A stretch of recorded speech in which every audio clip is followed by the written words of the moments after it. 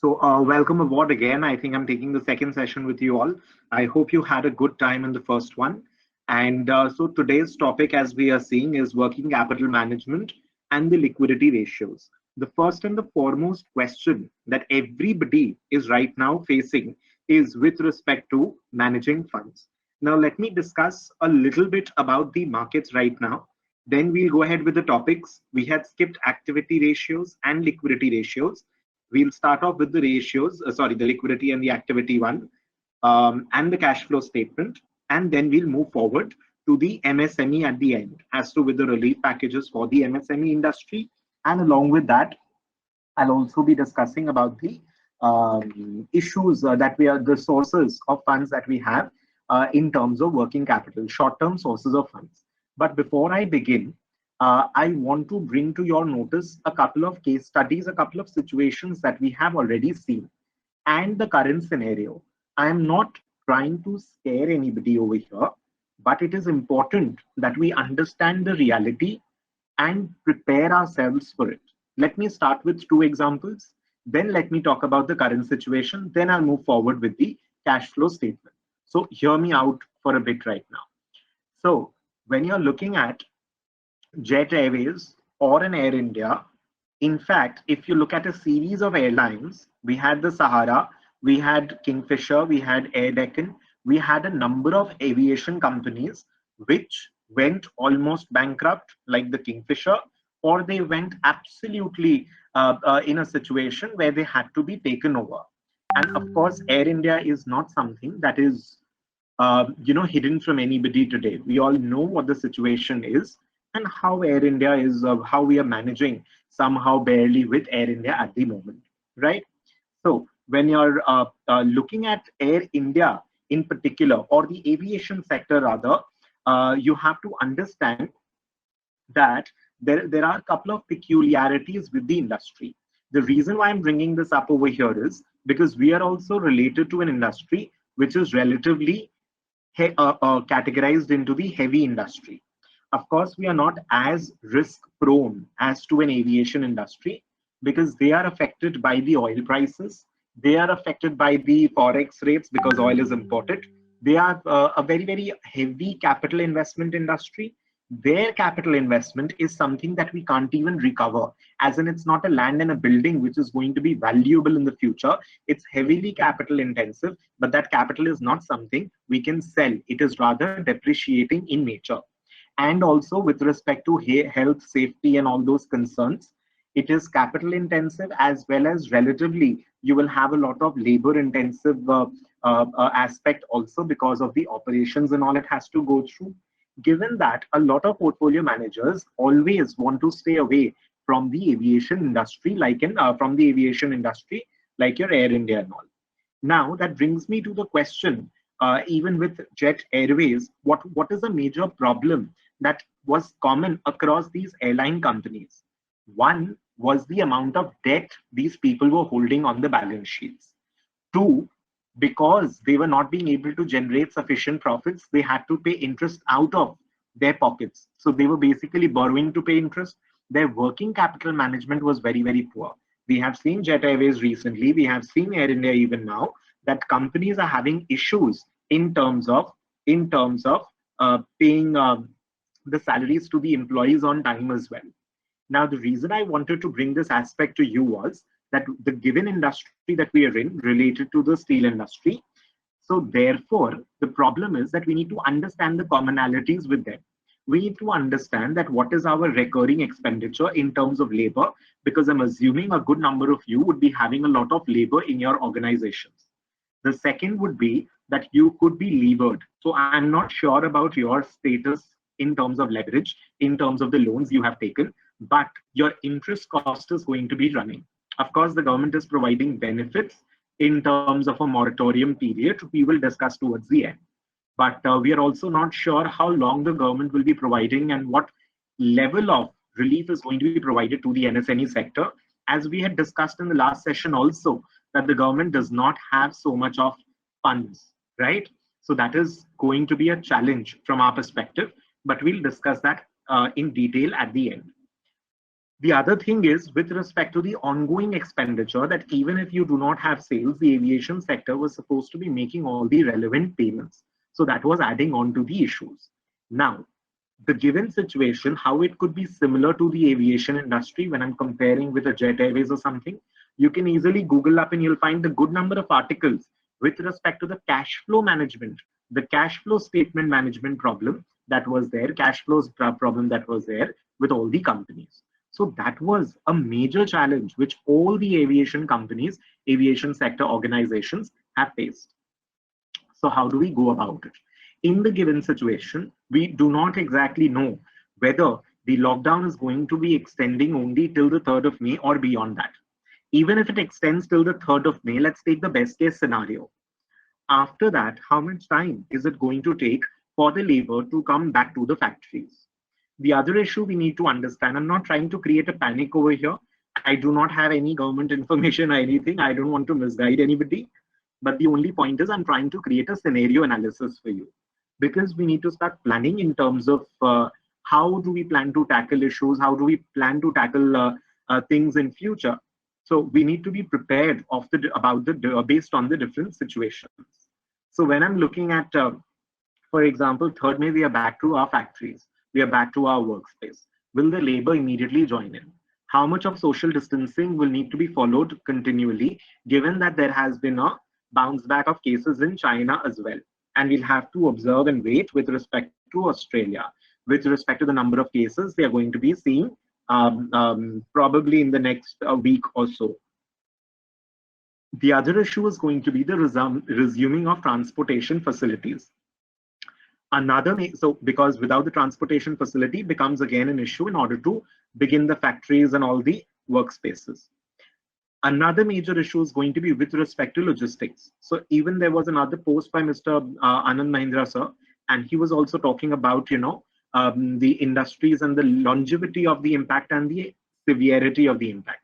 How prolonged is going to be the impact felt, and what is the level of impact that we are going to be feeling across industries, where logistics also has a severe impact which may be managed in the medium term. But there are a couple of things we need to note. One is the infrastructure industry, and two is the real estate industry, which is going to be facing a very, very severe impact. Real estate industry was anyway struggling over the last few years. And also the automobile industry was in a very, very poor situation, I would say. And the situation has been worsened, exacerbated, amplified by the current crisis situation. So how do we go about it? So in the given situation, as I was discussing the previous day, cash flows is going to be one of the most important aspects and criterias. So cash flow statement management, understanding our cash inflows and outflows, again, focusing on that 80-20 logic I had discussed in the previous session, that 80% of your cash flows will be coming from 20% of the customers, 80% of the cash flows will be going for 20% of the expenditure points. So we need to focus on those areas, because right now it is not about profitability so much as it is about the sustainability aspect. So right now we are all struggling to manage the business continuity planning right now. And cash flow statement is going to be one of the most important aspects. I'm not sure, but I was going through one of the interviews wherein the Tata Group had mentioned again about the capital investments to be paused for a while. It was a press release, I'm sure it was somewhere I had read or I'm not failing to recall. But again, even scratching off that point I made, most of the companies are going to be holding back their capital investments for the time being. That is our expectation in general from the economy at large. So given this kind of a situation, we'll have to again understand the demand supply aspect, because if our product is not demanded, how do we generate revenues? And generally from what I've seen is the payments get stretched. I'm not sure about your exact mode of business, but there are a couple of people when I interact with who are in the iron and steel industry, and they talk about, at times the payment one gets delayed, of course. And the second is that at times what happens is your payment is going to be made with purchase. So basically there is a rolling that has happened. I have purchased a good of 10 lakh, then I will pay the previous payment. So it keeps on rolling over that way. And people also keep on making money while the rolling over is happening. So these are the issues that we need to address. So what we need to do right now is understand how to manage our cash flows very well. For those people right now attending the session and who have an issue in terms of they have high levels of debt, my sincere request and advice to you would be try your level best to reduce your debt as soon as possible. There was another research paper I was going through recently where it was being discussed that probably diluting your stake in the current situation, again, it depends on the kind of company and the kind of organization that you're running and the kind of situation you're in. But probably in order to reduce debt, even if you have to dilute your stake, it may be okay. What I'm trying to explain over here, the bottom line of everything is that we need to try and reduce the situation where we have to pay interest out of our pockets. Because how long would you be able to sustain something of that sort? So that is a question with which I want to start the session. So we'll go through the cash flow statement, the few ratios in terms of managing your working capital. And then again, we'll come to the MSME part. So we'll move to the cash flow statement. So when you're looking at the cash flow statement, it's very simple. There are three. So basically, we have an opening balance and a closing balance. Suppose at the beginning of the year, I started with 100 rupees balance. At the end of the year, I have 120 rupees in my balance. So therefore, my cash has increased by 20 rupees, obviously. But my transaction was not worth 20. My transactions would have been thousands of rupees throughout the year. What we do is we classify the transactions into three categories: operating activities, investing activities, and financing activities. Now, what happens is in case of operating activities, all your business related activities are over here. So your debtors, payment received from debtors, payment made to creditors, your inventory purchase, everything is going to be a part of operating activities. So primarily your PL account and current asset, current liability aspect. In investing activities, basically all the fixed assets that you're purchasing or selling, that could be land, building, plant, machinery, furniture, fixture, etc. So all the fixed assets are going to be, all the purchase, sale and all is a part of investing activities. Please don't feel happy if the investing activity is positive. It could indicate that you are selling your assets in order to generate money. Right? Generally, in a growing organization, we would find investing activities to be on the negative side.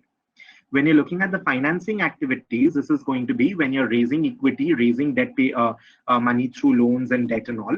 That is all a part of financing activities. When you have to repay the amount of money, as in your loans and all, that is also a part of financing activities. Now, right now, with respect to the debt portion, the financing activities is going to be playing a very, very key role. Now, say, for example, if you have, let's say, investments in bonds, treasury instruments, etc., which you were, holding on for a rainy day, I believe now is the time to use that and pay off your debts and reduce your leverage. It also increases your confidence level and your ability to have overdraft facilities and all. Then when we're looking at the operating activities, what happens is the management of operating activities is going to be a concern because one, you are going to be facing issues in terms of recovering cash flows from your debtors, and at the same time, you will have trouble pacifying your creditors that once you receive the payment, you're going to be passing on the same to the ones that you need to pay. So that is going to be creating a little bit of a challenge. Before I move forward, I hope everybody understands current assets and current liabilities. The assets and liabilities convertible into cash within a year or one operating cycle, whichever is longer. So basically, if you're looking at payment to creditors, payment from debtors, everything happens within a year itself. Even if you're purchasing inventory, we're not keeping it for more than a year. We'd rather convert it into finished goods and sell. So that is going to be a little bit of a challenge. So now when we're looking at the ratios to analyze this a bit, so activity ratios basically talks about our efficiency level, which is going to be quite a bit under question now. Activity ratios deals with the current assets, जो आपका debtor है, bank है, all these things. Your debtors, banks, creditors, etc. They are all a part of working capital. Your working capital is basically equals to current assets minus current liability. So all the debtors and cash and everything that you're holding, which ideally is going to be converted into cash within a year, minus the current liabilities and all that you need to pay for your wages now. For example, if you've not yet paid for the wages of your company at your company, you will need to pay the wages, right? That is a liability for you. So those are going to be all a part of working capital. And activity ratios basically talk about the efficiency with which you're using your working capital. So when we're looking at the various ratios over here, we have the receivable turnover and the inventory turnover ratio. So we're talking about the asset side of ratio, and then we'll talk about the payable side of ratio, that is the liability side. Now, so when you're looking at the receivable turnover ratio, it's very, very simple. Say, suppose I'm making a total sale of 12 lakh rupees in a year, and 1 lakh at any point of time is the outstanding debtors. So basically the idea is, कोई भी time पे आप देखेंगे आपका 1 lakh receivable है. It does not happen that today I receive all the money, tomorrow I have 0 debtors available, because your business becomes an ongoing process. So now what happens is, I've made a sale of 1 lakh, I'm yet to receive a lakh. I again make a sale of 1 lakh, I'm again yet to receive an amount of 1 lakh. Now that is going to happen 12 times in a year, because I told you the total sales in a year is equal to 12 lakh. 12 lakh rupees, and 1 lakh is my outstanding debtors. So obviously I'll have to rotate that cycle 12 times in a year in order to complete a sale of 12 lakhs. So my receivable turnover is 12, जो rollover बोलते हैं आप जिसको in normal common business parlance. So it is basically how many times are you rolling over your money. I'm making a sale, receiving the money, making a sale, receiving the money. Now the faster this happens, the better it is. Why? Because I would want to receive my money as fast as possible, because with more money, I'll be able to do more amount of business. And if I'm rolling over 12 times, that means for one time, I need 1 month in a year. In a year, your turnover is 12 times. You're converting a sale into debtor, then you receive money, then debtor, then sale, then receive money. If that's happening 12 times in a year, for one time, how much time did you take? 12 months divided by 12, that is 1 month. So basically, once I make a sale, I need 1 month to recover that money. Now the problem is, you will need that money faster. And another problem, assuming the given situation in the economy, you will not get that money within 1 month. You're going to get that part that is going to get delayed. Second, when I'm looking at cost of goods sold inventory turnover ratio, now this is going to be very challenging for you. I'm assuming that in your line of business, you would not be facing issues with respect to obsolescence of inventory. वो technical industry, IT industry में ज़्यादा problem होता है. When you're looking at IT industry and all, you're going to be facing more of such issues because the inventory gets outdated. The max I think that can happen in your industry, I'm assuming again, given the audience, that you probably have to melt it again and probably recast it. So when you're looking at the inventory turnover ratio, the issue that we're going to be facing is that we might be having a lot of stock of inventory, because as far as I know, the steel industry was not doing relatively very, very well over the past some time, right? So that was a bit of a challenge. So when we are looking at that, the inventory is going to be a challenge for you because sales will be hampered. Labor abhi nahi aayega. So if suppose if the labor is a little in deficit for you after you resume office, after you resume your factory, and the sales are a little in a slumpy manner, are a little bit in a slump, you probably could be using your inventory that is existing in order to take care of those sales. Another problem that happens is when you're looking at the inventory, I think it's going to be a challenge with respect to the logistics issue. Say, for example, if you're not being able to procure raw material, your labor idle costs can happen. Because if you're not procuring raw material and if laborers are there at your office place, at your factory, in that case, you will have to pay them wages. So you need to particularly focus on inventory turnover ratio, given the logistics issue. And again, you have to be able to estimate demand and supply very, very well. जितना अच्छा, because एक और चीज जो मैंने देखा है आपके इंडस्ट्री में वो होता है कि आप जब रॉ मटेरियल का बात करें, when you talking about raw material, the issue is that people try to purchase at the best lower prices पे. They would want to procure more iron ore and all, and but ultimately the selling price will depend on the current market prices. That is what I've seen, because I interact with a couple of iron and steel people, actually 3 or 4 of them. So this is the kind of understanding that I have. So this is going to be a bit of a challenging period because the prices could also be very, very volatile, right? So inventory turnover ratio becomes important to understand. So if suppose on an average I have 3 lakh rupees worth of inventory at any point of time in my factory on an average, And let's say again, I'm making a 12 lakh rupees inventory worth of sale. That means 3 lakh ka inventory. I buy raw material, manufacture, sell. Buy raw material, manufacture, sell. 3 lakhs, 3 lakhs, 3 lakhs. It happens 4 times in a year. 12 divided by 3, that is 4 times. So my inventory turnover ratio is 4 times. And at any point of time, I'm holding to 3 months worth of inventory. I'm holding to 3 months worth of inventory. That is your inventory turnover ratio. So we need to reduce, we would want our inventory turnover ratio to be on a little on the higher side so that we are able to continuously convert inventory into finished goods and sell. But it could be lower. If it is lower and it is because of labor idle cost is what you're suffering, if it is lower and you end up suffering labor idle cost, so you'll have to understand that aspect. And also a problem could be you may not be able to procure raw material right now because of the lack of funds. But business chalane ke liye wo to karna hai. See, it is going to be a temporary poor phase. The temporary phase could be a little longer, but we need to come out of it and we need to make sure that we are absolutely managing our cash flows very, very well. So moving on to the next one. So when we're looking at the purchases payables turnover ratio, that is how quickly are we making the payments to our creditors. So that is your purchases turnover or payables turnover ratio.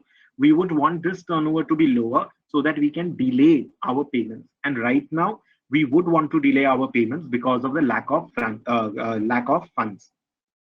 Asset turnover, I think I'll skip over here, not very relevant. Moving on to the liquidity ratios. Now, liquidity ratios will determine, see, liquidity and solvency are two separate things. Liquidity talks about in the short term, whether you will be able to manage all your cash flows, all your payments or not. Solvency ratio is that if, say, for example, you go bankrupt today, in that case, will you be able to pay all your debt holders? So that becomes a challenge when we are looking at the solvency versus liquidity ratios. We have seen, as I was giving the example of an aviation industry, that they ultimately were taking loans in order to take care of their current expenses. आप daily के खर्चे loan लेके नहीं चला सकते हो. You can't take loan and run your house. You're understanding the point. So similarly, your operating expenditures being sponsored by taking loans day by increasing your loan amounts is going to be a very, very it's going to land you in a vicious circle, if I could say so. So it is no reason to panic. If this is going to be a problem for the next 5 months, 6 months or so, it is not an issue. But if the problem is going to be over a longer duration, in that case, as in, अगर आपको 1 साल 2 साल के लिए आपको लग रहा है, for 2 years, if you think that you'll have to borrow and pay and for your operating expenses, then it is going to be a challenge. Otherwise, for a few months, of course, everybody is going to be in a bit of a soup right now. So as I was mentioning, I was talking to someone. So they have 100 labors. So approximately we are taking a 10,000 rupees cost per labor. And therefore 10 lakh rupees is going to be your loss per month without doing anything. And that's just labor cost I'm talking about. It makes no sense panicking because the entire industry will also understand the delays and all that is going to happen right now.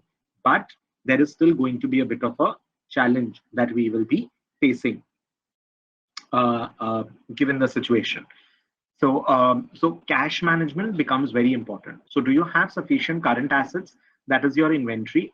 In case of your inventory, again, I've not checked the iron prices and all. We'll have to again see whether the inventory value has increased or decreased. I'm not sure. Actually, I did not check. Gold मैं regularly check कर रहा हूँ अभी, but I did not check this one. And the current liabilities, of course, there will be a significant amount of liabilities, I'm assuming, given the markets right now. And it creates a problem in terms of, it becomes a very, very cyclical kind of an impact in the situation. When you're looking at the cash, marketable security and receivables, this is your quick ratio. Why do we check this ratio? Because inventory, it's not expected that you will sell your inventory and pay off somebody's loans and all. Because inventory, you'll have to first take, say, for example, 3 months in that example. It'll take 3 months to manufacture finished goods. And then once you have your finished goods, it will take debtors to pay you some months back. So if you have inventory today, it's going to take a lot of time for you to convert it into cash. So inventory could exclude karke. We exclude inventory from the current ratio, and then we try to calculate the quick ratio over here. So when we calculate the quick ratio, we try to understand that how quickly we'll be able to pay off the current liabilities that we have. Even in that current liabilities, the receivables is something which is again going to be a problem to manage right now. Another example, another advice, not advice, I mean, another thing that you could do right now with respect to receivables is probably provide discounts for early payments. And a very important thing that you can do is try to receive payments a little early, try to recover try to partially start taking the money. So we'll move to the next part. We'll just very quickly go through these slides because they're relatively, you'll have an idea, but we just need to revise that. And in the last portion, we'll come to the MSME part. So when you're looking at the working capital, we understand it's current assets minus current liabilities. Important thing to note it is for day-to-day operations. So therefore, when you're going to be taking long-term loans to take care of your operating activities, it is challenging. So gross working capital or net working capital, you can net off all the current liabilities and everything. And you can have permanent working capital or temporary working capital. This is what I was also referring to. But again, here it becomes a different context altogether. When you're looking at permanent working capital, there is a certain amount of money which will always be blocked in your business in terms of inventory, in terms of debtors. Thoda paisa to business mein dal ke rakhna hoga working capital mein. And temporary working capital is, in times of seasonality, it is possible that during certain seasons, you might need to have more working capital, right? I'll skip this one. I believe you already understand that the debtor payments receivable from debtors, cash and stock and inventory and all those things are our assets. And liabilities would be the short-term liabilities, bank OD and short-term loans and all that we need to pay off. And once you subtract all the current assets minus current liabilities, it gives you a net working capital. So working capital is basically, why do we need working capital? That is going to be because, one, we need a smoother operating cycle, which is not going to be smooth now. I'm not trying to create a panic. I'm just trying to say that dekho aisa hoga, let's be prepared. Investment in working capital, we rather want to reduce our working capital investment because money has got opportunity cost. वो पैसा मैं bank में रखता है. If I would have done more, I would have been able to do more business if I was not blocking my money in bank and all, in working capital. But this is not going to be a challenge that we are facing today at the moment in terms of optimizing investments in working capital. There's not going to be a challenge. There's not going to be a problem right now because we don't have a excess of working capital. We rather have a deficit of working capital. And minimizing the cost of working capital financing could be a bit of a challenge right now. But again, I'm assuming that the interest rates will be going down. But another problem we are going to face is with respect to the inflation rates going up. So I'm not too sure in terms of how long we are going to be sustaining with a lower rate of interest, although I don't expect it to the interest rates to be going up as such, because this kind of an economy, when you're desperate for growth, and again now to bring us all back to the growth trajectory, it is going to be very difficult to talk about this thing. Sorry. So I have a question on example of marketable securities. So say, for example, when you're talking about your debt funds and all that you're holding, liquid funds and all you're holding, that is going to be categorized under marketable securities. So generally, nowadays businesses have become quite smart where they don't want to hold all their money in their current account. They'd rather, because of course the e-com, the fintech part, as in the apps and all those things have made it, the e-banking has made it very, very easy for us to transfer money into liquid funds and all. So what I've seen is that, and now the cost of money and all these things are going to matter so much that it's important that you're, valuing that money, because at times we are a little lazy or kind of caught up in our work and don't feel like putting the extra working capital that we have in liquid funds and all. But now we need to give that kind of importance to it. So when you're looking at the need for working capital, obviously for operating expenses, which is challenging, again refer to the aviation example we had discussed. Safety margin, because today we need to have certain emergency funds and all, because there will be a lot of pulls and drags on our cash flows. So basically, the people that we need to pay are going to be asking us for money quickly, and the people that need to pay us are going to be dodging the question, stating that the economy is poor and I can't help. Now you have to see whether you have a better bargaining power as compared to the buyer, the seller, as in your buyer and your seller. So that is going to determine in terms of how much of a difficult situation you're going to be facing with respect to credit and cash flows. And the support for your credit sales. So today, when I'm also discussing a lot and going through things, it's again, as I told you, it's more important for sustainability. So when we talk of sustainability, you have to try and reduce your bad debts to a very, very significant level. And even for the previous debtors outstanding that you have, you need to try and increase your recovery very, very quickly. So say suppose someone owes you 50 lakh rupees. It is going to be difficult to get the entire 50 back immediately. But I mean, I'm just giving you an example of the kind of tricks people are using now. Is that bhai, make a 20 lakh payment karna. I need to make a 20 lakh payment right now. Could you please get it done ASAP? So, part payments is something what people are trying to get right now, but everybody is going to try and do that. So I think there are two books.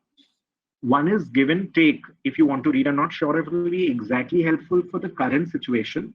It's more in terms of negotiation, relationship building, and Never Eat Alone as well.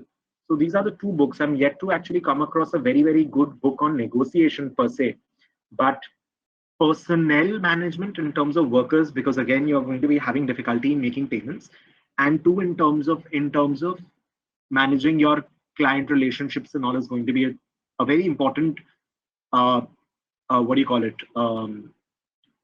trait that you need to exhibit now. It's going to be a very important quality that you need to showcase now. And replenishing of an inventory, that will be, I don't think that will be so much of a problem, but that is only provided the labor's back and back absolutely well.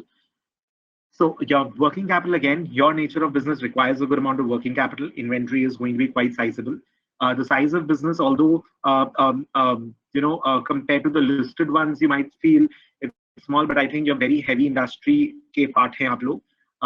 Seasonal fluctuations, of course, that's going to be there, and that's what I said, that you need to try and take advantage of it in terms of fluctuating prices and stocking up inventory and all that.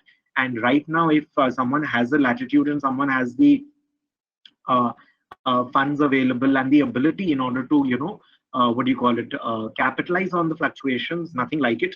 But otherwise, first of all, what you need to do is managing your debtors, your debt, sorry, managing your debt is going to be the first challenge that everybody needs to take care of, because your cash flows needs to be properly taken care of. Fluctuations in supply is going to be a major challenge with respect to the ones you're providing to your sales, and the terms of sales may not be in your favor, because again we have to see who's going to be having the bargaining power. So you might have heard something called the, what do you call it, Michael Porter's 5 forces. So bargaining power of buyers, bargaining power of suppliers, a threat of new entrants, I don't think you have at all anyone right now. Barriers to entry is also not a challenge right now. The competitors could be, but the most important challenge, I believe, is going to be your bargaining power with respect to buyers and suppliers and all. So that is going to be a challenge you need to focus on. So adequate working capital जिनका है, goodwill and all will be a good one, would be an advantage, because आपके payments time पे होंगे, so people will have more faith in you. It does matter in the long term, how you stand today in the difficult situation. So how you treat your workers today, how you treat your clients today. Because if you treat them poorly right now, if you have a bargaining power, suppose मेरे पास bargaining power है, I am in a advantageous position, and I try to take advantage of other people, the markets will normalize in a year or two. And at that point of time, people will remember these things. So please make sure that you're taking a very, very long-term mature decision right now. And of course, the solvency of the business is in question, and we need to make sure. See, don't think about the regular return on your investments. Even if you're just try to make sure that you're sustainable, you're managing all your workers, you're trying to make sure that your business continues, there is a regular supply and everything, and this cash discount is very important. Try to capitalize on this. I'll discuss something called the trade discount in a while, so it'll be quite useful over there. Idle labor cost nahi hona chahiye, just because you have too much of inventory, but you don't have inventory because you don't have funds, and because of that, if you're incurring idle labor cost, that is going to be a challenge. And credit policy and all, please make sure that you really take out a day or so and actually revisit all your loan contracts and documents and everything. Even if you can save 0.5% or 0.25%, 25 basis point or so on any by changing loan from one bank to the other, provided you don't have that kind of banking relationships, I mean, you can manage to shift, please do that. Not shifting banks, but source of loan. Take loan from one source and probably pay off the other one, and try to decrease your cost of borrowing right now. It's very, very imperative. And of course, inadequate working capital is going to be having a reputational loss, and a lot of issues. I mean, in terms of longevity, let's not even get there. So managing cash flows, maintaining sufficient cash flow is the challenge that we are looking at. So one is permanent sources of money. So I'm not expecting you to be issuing equity shares or so. You could be taking a long-term loan, but be very careful when you take a long-term loan today. The loan that you're taking right now should not be in a way where you take a long-term loan and you to pay off short-term interest and all. For a few months, yes, you might have to, but make sure that you're not doing it on a recurring basis. It does not happen that you're taking a loan and you're paying interest with the loan, and you don't have the capability of paying interest of the previous loans taken, of the new loans taken. मैंने नया loan लेके पुराना loan का interest चुका दिया, अभी नए loan का भी इंटरेस्ट चुकाना चालू करना होगा, पुराने लोन का भी इंटरेस्ट चुक रहा है. I'm already paying interest for the old loans. If I take another new loan to pay off the interest for the old loans, now I have new loan and old loan both, for which I have to make the interest payments. So I have to be very, very careful about it. And taking loan from financial institutions and all, we'll discuss the sources of working capital. So I'll just skip this one. One is you need to have a conservation policy now. So manage your debtors, try to receive as much as possible. I told you, make part payments, give them discounts, get the money. Have a proper, very, very important is your trying to avoid your bad debts. So please make sure the credit policies are stronger now. Not that way you blackmail someone that, make the payment right now, because you'll also end up losing a lot of sales. But be very, very strict in terms of what kind of people you are going to be making sale only in advance, and what kind of categories are you going to be willing to make payments on credit as well. So that is going to be a challenge. And your expansion plans is not something we need to think about right now, but the stability of sales is going to be a challenge. So do not get disheartened. Again, I told you that a little bit of EQ is going to be important. Your management of this thing is going to be important. So I hope everybody is calm, safe, and try to reduce on your stress. I know it's easier said than done. So we need to do that. Another problem that is going to happen is with respect to a trade-off. One, I want to make a lot of sales on debt, on credit, which is going to reduce, hamper my liquidity. But another one, if I try to be too strict with making credit sales and all, the profitability comes under question, because I'll be losing out on sales. So that is a challenge. Creditor management is something that I don't want to get into too much of details right now, because creditors is something that they will have to manage, because you owe them money. But again, if you have signed relevant contracts and all, I'm assuming that there will be a lot of flexibility provided to you in the given scenario. So people are not going to be expecting you to follow the word agreements and the word everything by word by heart. Sorry, by the letter. So that is not going to be something that we'll be expecting right now. So creditors is not so much of a challenge. Inventory, as I told you, yes, we need to manage our inventory. One, economies of scale. So if you're a large scale provider, it is going to be a very important for your survival. But because you will be having a lot of fixed costs to play. I told you about the price fluctuations where people try to take advantage. And of course you should, because you're in the industry, you'd be knowing better about the movement of steel, iron and steel prices and all. And customer sales today will be, again, as I told you, you are going to be we are all in a stressful situation. But what's going to matter right now is what kind of relationships you're able to build and how you're able to sustain this phase, because that is going to be a major determinant as we move forward for the long term. And again, your labor idle cost and logistic disruptions would be many. And more than that, for those people who are involved in export and import related activities, you have to be very, very careful, because you will be facing much more amount of uncertainties in terms of political issues that we would be looking at the moment it subsides. So now when I'm looking at the chain of things, I would see the COVID first getting not cured exactly, but either a medicine turning up. Vaccine is going to be a longer term thing that we're looking at. But first of all, the nations will have to tackle the COVID issue. Once that is done, they will start tackling the economic issue.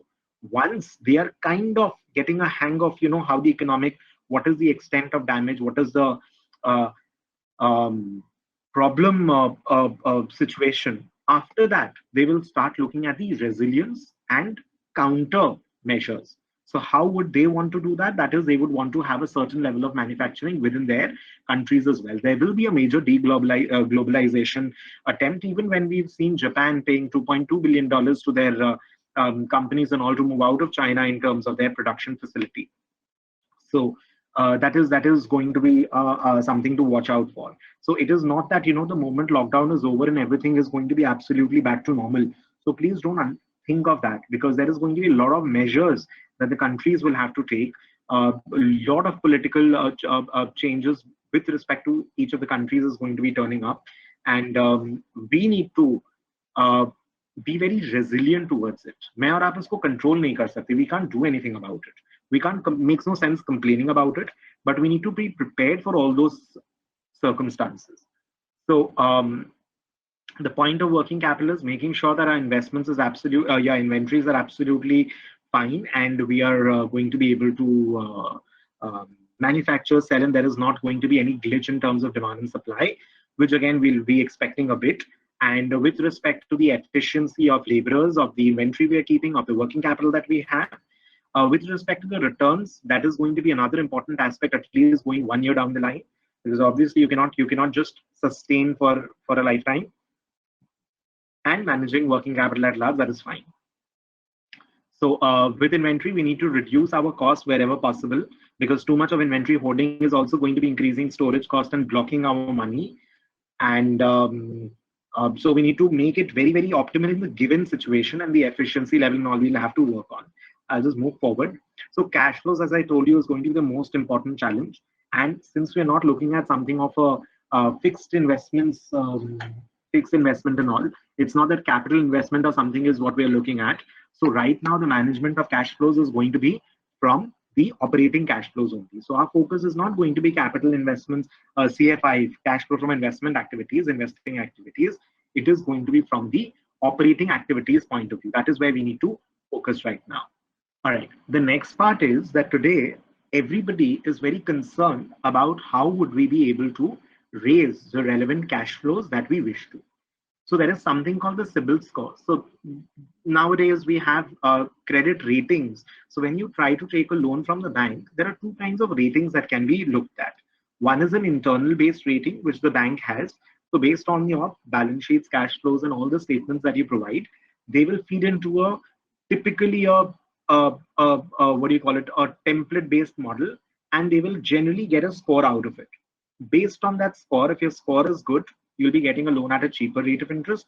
If your score is poor, you'll be getting a loan at a higher rate of interest.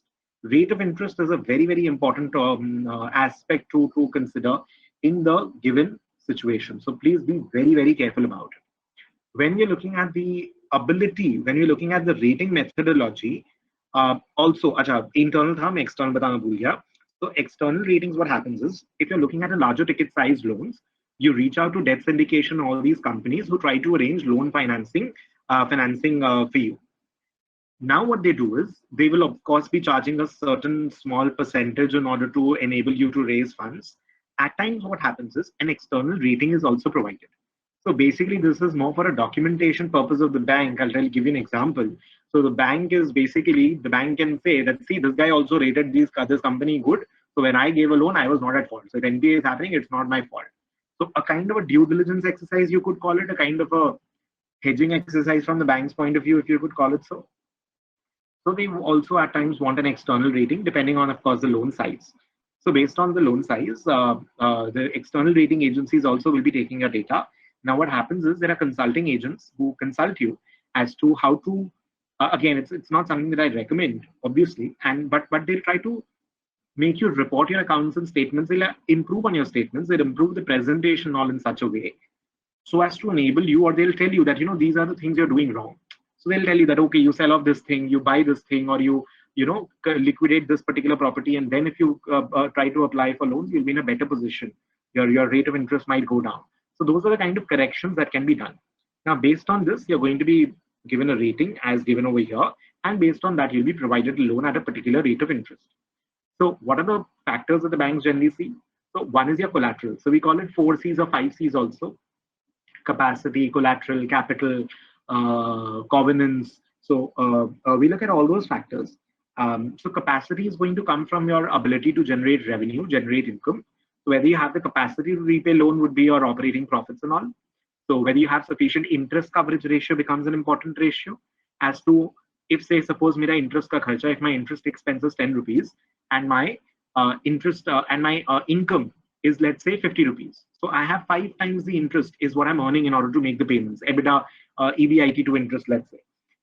And if say for example, it's only 1.5 times, that is 15 rupees is what my EBIT is, earnings before interest and taxes, and I need to make a payment of 10 rupees worth of interest. So the moment my EBIT goes down by another 5 rupees, automatically I'm going to be in a problem, in a mess in terms of making payments.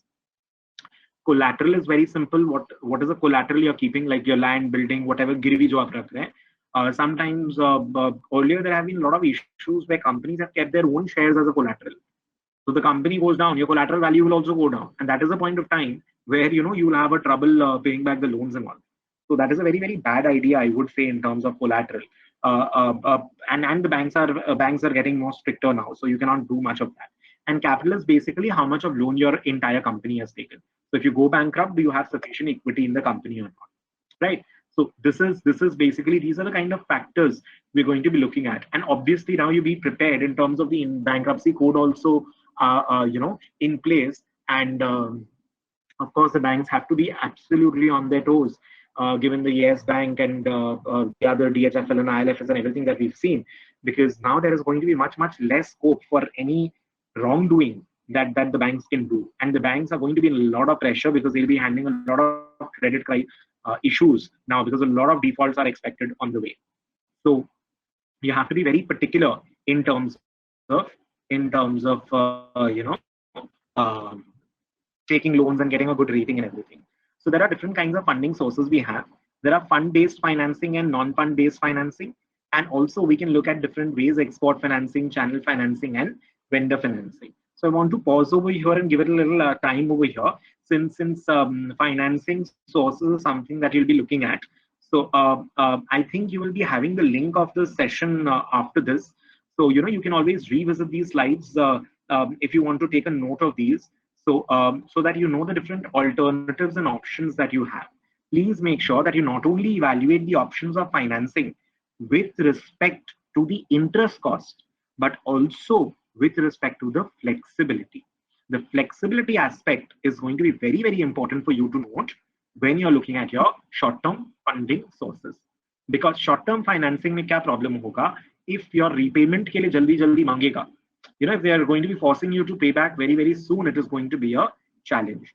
So that is going to be a major issue when you're looking at that is going to be a major challenge when we're looking at the short-term sources of funding. So we are looking at the export financing. So we have pre-shipment finance. So basically what happens is, when we provide the bill of lading and all, we can use that with the bank that, I have shipped the goods. So based on that payment that in future I'm going to be getting, the banks can provide you financing. Of course, there will be a cost of financing. So please make sure that you evaluate the cost of financing as we discussed. And second, very importantly, you're also looking at you have to also be looking at your flexibility in terms of payment structures and all. Also, one more thing, I think I haven't received too many questions. So if there's any question that you guys have, you can keep pinging. So after this slide and the next one, I think I'll take up again a list of questions that you might have posted. All right. So when we're looking at the pre-shipment finance and post-shipment finances, after the actual shipment of good is done, then you're going to be doing that. So pre-shipment is before the shipment has been provided and the bill of lading is provided, you get your financing done. And post-shipment is after the lading is the bill of lading is provided, you'd get that. Channel financing is also there. So wherein the company is not restricted to the amount you're holding in your cash credit account, but to a defined limit. So you have, it's kind of an OD in a way, but there is a cash credit facility, a short-term loan facility is there. So there is a predefined limit up to which you can borrow. Bill discounting, of course, you already understand that, the bills are receivable that you can discount with the bank. So suppose I have a receivable amount of, let's say, 1 lakh rupees. I can go to the bank. The bank can provide me, let's say, a 98,900. 1,100 becomes their charges and interest cost, etc. And the bank is going to be collecting that. please make a understand that if there is a bad debt, you will have to bear the bad debt. So normally क्या होता है कि अगर हम लोग कुछ factoring करते हैं, there is something called factoring also. It's not covered in the slide. अच्छा, it's there in the slide, fund-based financing. So इसमें what we do is, suppose I have a pool of receivable of let's say 1 lakh rupees, and I discount that, I sell it to a factor agent, an AMC, an asset management company. Now what they'll do is that 1 lakh rupees ka bills, they will be collecting all those, and against that they will provide me, let's say, 96,000. So 4,000 is the charges that I have to bear. Now there could be two kinds of factoring done. One is with recourse, and the second is without recourse. With recourse matlab that if any of those, that 1 lakh rupees worth of bills that I gave to the bank, if any of the customers default on that, the bank is going to come knocking at my door and I will have to pay the amount of money. But if it is without recourse, I do not have to pay the money back. So it's then the bank is going to be facing all the bad debts. But again, without recourse, it's not going to happen in this kind of an economy. And you have to really prove the credit worthiness of the customers of the bills that you have if you want to get a without recourse factoring done. Venture cap, okay, I'll get back to vendor financing. So debt vendor financing is when you're receiving the products and services with an interest charge. So it's not your regular credit that you're borrowing by buying inventory at, but there is going to be a certain charge that you're going to be bearing in terms of for delayed inventory payment. So that is one. Yeah, and then you have your equity vendor financing also. So in exchange, the vendor again provides the goods, but the borrower in exchange for an agreed amount. So आपका वही borrowing हो रहा है basically. And उसमें वो कई बार थोड़ा extra amount, as in they might charge a little higher interest and all. So those things are there. Lease financing is not something that I see right now, because you are not going to be, you don't want to buy machinery and all. But yeah, there is another source of funding. What you can do at times is you sell your machinery or your asset to the bank, and you can lease it back from the bank. So sale and lease back transaction usko bolte hain. So you sell your asset, or your crane hai suppose aapka, or some heavy machinery is there. You can sell it to the bank, and the bank pays you money for it, and you again lease that asset. So the asset goes nowhere, but you get basically the asset is sold, and you need to give a rental to the government. Hire purchase and all, we know that we are purchasing an asset, but again, it's not going to be very relevant because it's not an expansionary activity we are looking at. Lease financing means sale and lease back you can do right now, because you might be having a machinery and you might need funds. So, but then again, that increases your regular operating expenditure, which is again going to be a challenge, as I told you, because of the demand supply issue. But again, I'm very, very positive on India, at least in the long term. That's my personal opinion. So it is going to be a turmoil of a year or so, and we just need to sail through this. And the others may not be relevant. Then you have your non-fund based financing also. You can get a letter of credit from bank guarantees and all. This basically, particularly if you have, a very credit-worthy company or a holding company which is very, very highly credit-worthy, in those kind of situations, these can be quite useful. So bank guarantees and all, basically it will reduce your interest cost to a good extent. There is something called the cost of trade I wanted to discuss. So these were the basic funding sources. I want to discuss something called the cost of trade. So it's not the formula that I want to focus on, but it is a concept that you need to understand very well over here. So basically now what I have to compare is, like, say, suppose, we give those terms 2 by 10 net 30 or something. So suppose what I can do is I can ask my the debtors that, let's say I'll give you a 2% discount if the payment is made within 10 days. Otherwise, you have to make the payment within 90 days. So in 10 days, suppose you had an outstanding bill of 100 rupees. So within the next 10 days, you will get only 98. And I'm assuming agar 10 din mein aapko 98 mil sakta hai, you will get the 98 on the 10th day itself. Or you will get on the 60th day, let's say. So 2 by 10 net 60, let's say. So on the 60th day, you'll get your entire 100. So either you get 98 at the end of 10 days, or you get 100 at the end of 60 days. So basically that 2 rupees you're willing to let go if you get the payment 50 days earlier. So 2 is the interest cost on 98 for 50 days. Think about it. Either 98 at day 10, or you get 100 at day 60. So 50 days पहले मिलने के लिए आप 2 रुपए का discount दे रहे हैं. So 2 on 98 is kind of an interest cost if you're giving a discount. Now compare that with the cost of your borrowing, and then you see whether how you want to go about it, and whether you should be providing those discounts or not. But again, also factor in that agar aaj paisa mil gaya, to bad debt ka chance is gone. So again, you have to be very, very smart in terms of judging whom you're trying to recover the money from and the issues and all of that. So that is going to be something that you need to work on. Yeah. So when you're looking at the impact of COVID-19, it's going to be a big challenge. So I'll give you my personal opinion once. The first one is that the government does not have so much of money. The funds that the government is having, it was already in a bad situation before the COVID. And right now, of course, it has been worsened. The first priority of the government is going to be to provide for food for the poor and the daily wage laborers and all of that. The next question that once the economy resumes is going to be with respect to providing SMEs some help. The larger corporates are also going to be wanting help, and the government will be they'll have to do something, I believe, because of the stock market. But MSME को provide करना बहुत जरूरी है because it is going to be in a very difficult stage.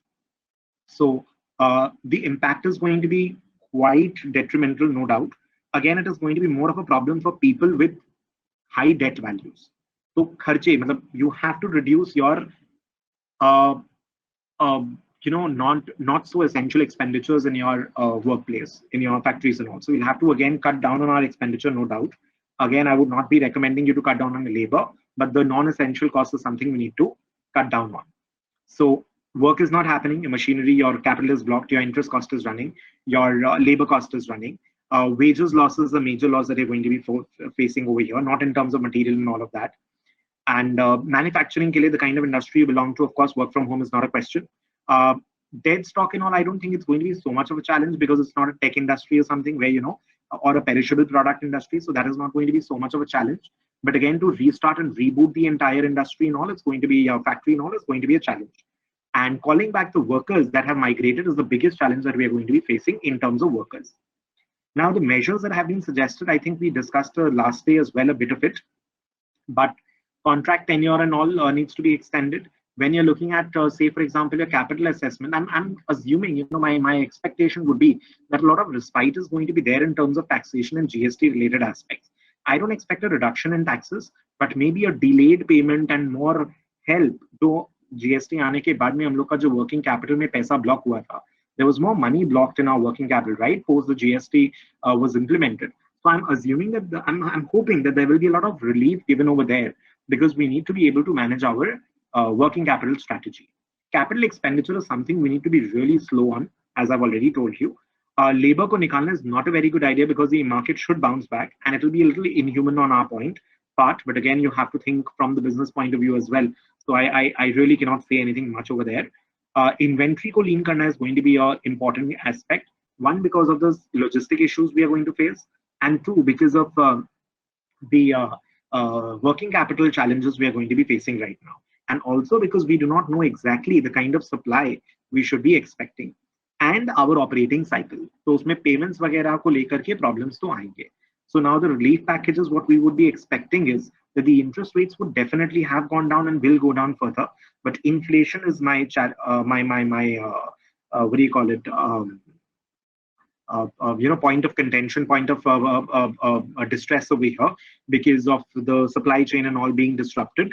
The second, the taxation deadlines, as I told you, I was telling you that they should be extended. Moratorium, we already know for the loans, 3 months has been provided. And I believe there will be some more respite. I'm hoping there will be some more respite provided. There will be a lot of bodies who will be approaching the finance industries. And sabse pehle mere hisab se jo relief milega, the first relief that we're going to be getting is going to be from MSME, for the MSME sectors. So again, not exactly, it's very vague the way we have been told right now. We'll have to wait for the situation to normalize, and then we'll be able to exactly assess as to how and what kind of benefits is the government providing. The source is not mentioned, but I would legitimately want to mention it's a McKinsey graph that has been taken over here. So when you're looking at the GDP and the expectations we have, it's the aviation, the auto industry, and the real estate. Where is it? Construction and real estate is going to be a major problem that we see, and which is the industry that is going to be impacting us the most. So that is what I'm. So with this, I would want to end the session. All right. So we have a couple of questions. Just give me 1 second. To a debt-free company, I think you're in a very good position. So there is a question on an advice to a debt-free company. I think it's in your favor. Try to capitalize on the opportunities and be so that is going to be one. That's it's an opportunity for you, I would say, because you are going to be coming out of it as a very very strong candidate. Uh, and advice to you would be that be very aware about the price changes and price movements and all, and try to take advantage of that situation. Not advantage at the cost of someone else, but because you have that flexibility and liquidity right now. Factoring basically क्या होता है? So when we have a lot of receivables and debtors and a lot of debtors, we can do is we can pool in the lot of debtors and we can sell it to an asset recovery company. Now, what they will do is, suppose I have total bills worth 20 lakh rupees. So they will be recovering that 20 lakh rupees. I'm not involved in that. I will get 19 lakh rupees today. That 1 lakh becomes a cost of interest cost, service cost, all the costs over there. But the problem is that if there is any bad debt, then the ARC company, the asset recovery company, management company will come back to me. Credit insurance relevant. I think it's right now. If you want to take credit insurance, I think it'll be very expensive. Acquiring new customers. So there's another question, that should we acquire new customers and take risk, or depend on the ones whom we have to take money from? So first of all, yes, we will try to take money from. So see, there are two things. So if the new customer, you have to evaluate the credit riskiness of them, try to work on advance. If they are very very credit wise sound, still be very very careful. I'm telling you, the economy, what the reality might be and what it might seem could be a little different today. So be very very मतलब फूक फूक के कदम रखिएगा, मतलब वो वाला situation है अभी, that you need to be very very careful now. And with respect to old customers, obviously, as I told you, कि partly money अपना recover करने का कोशिश करिए. That is something that you should be doing right now in the given situation. But no, don't say no to business, but again, evaluate very carefully and be very prudent. That is what you need to do. Another question I have is, buyers will always try to delay the payment. That is true, as I told you, and will not agree with trade discount. And supplier will be willing to give trade discount. So see, it's going to be a chain. If you get the payment, you by giving a discount and you get a payment, you will also take that discount and make the payment faster. If you don't get the payment, you will also not make the payment. So it is about how the cycle will rotate, and that cycle rotate करने के लिए the economy and the banking system is going to have to play a very very important role, and it's an entire cycle. So एक भी जन अगर cycle तोड़ा, chain तोड़ा, so it is going to be a problem. And okay, so there's another question where big companies might announce delayed payments, but MSME need to make quick payments and all. So yes, MSMEs are going to be in a challenge, but even the big companies, will have to understand eventually. So I think we need to be a little more patient in terms of letting this whole thing settle down, and the big companies will also have to, let go of this delay. But additional delay, मतलब lockdown को if you consider it as a holiday, and then we see for more delay, then that is us extra delay ke liye, I think is going to be a challenge when you are talking to the big companies also. And another question I have is, increasing our working capital requirements. Should we increase our working capital requirements looking at market instability conditions? So yes, market is going to be unstable. We cannot make an exact prediction in terms of how the export, import, and all of those situations are going to be turning up, and how quickly is the government going to be able to get back to making infrastructure related investments and all. So that is also going to be a question and a challenge.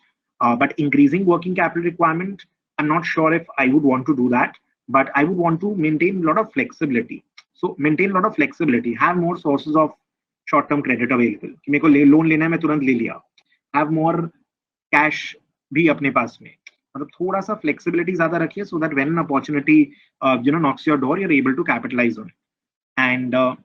And advice for startups: if you have a genuine proper idea which has cash flowing, it's a tangible idea and it is not made just to sell to the investor, then I think it's fine with a lot of difficulty. Otherwise, I think it is up for doom.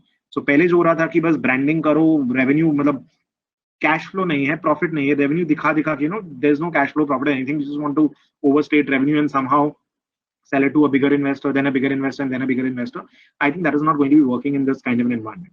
And people anyway is going to be very, very risk averse now.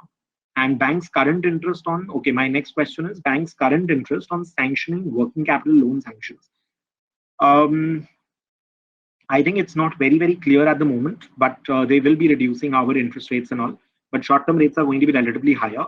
If you have a good amount of collateral and your credibility is better, I think you'll be able to get a loan at a much better pricing. So that is what we can bet on at the moment. So that is one.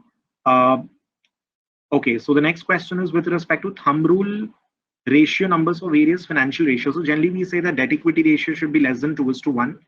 Current asset to current liability ratio should be at least 1:1. And so these are the two thumb rules that I can think of. But otherwise, again, it has to be analyzed in more details. Like for example, Japan ka GDP debt to GDP is very very high, but Japan is not a risky country. So, but again, these are the thumb rules as you asked. But yeah, but Baki ratios I'll have to check. Check. You have to compare with the industry averages of a normal market situation, not 2020. Getting credit assessment from an external agency, is it a good idea? That's the question. It is, provided your bank is asking for it. So generally, if a bank is going to tell you that, if you have an external agency provider assessment and that is going to make your cost cheaper, then makes sense. Otherwise, no.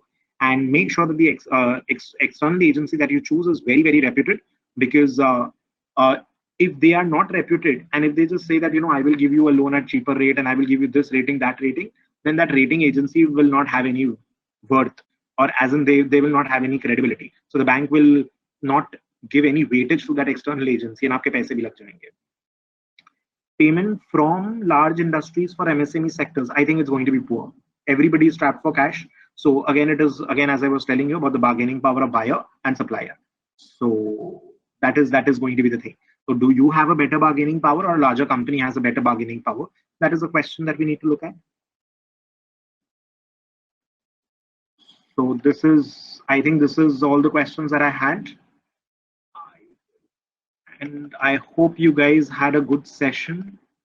It was a pleasure from my part. Thank you so much for having me.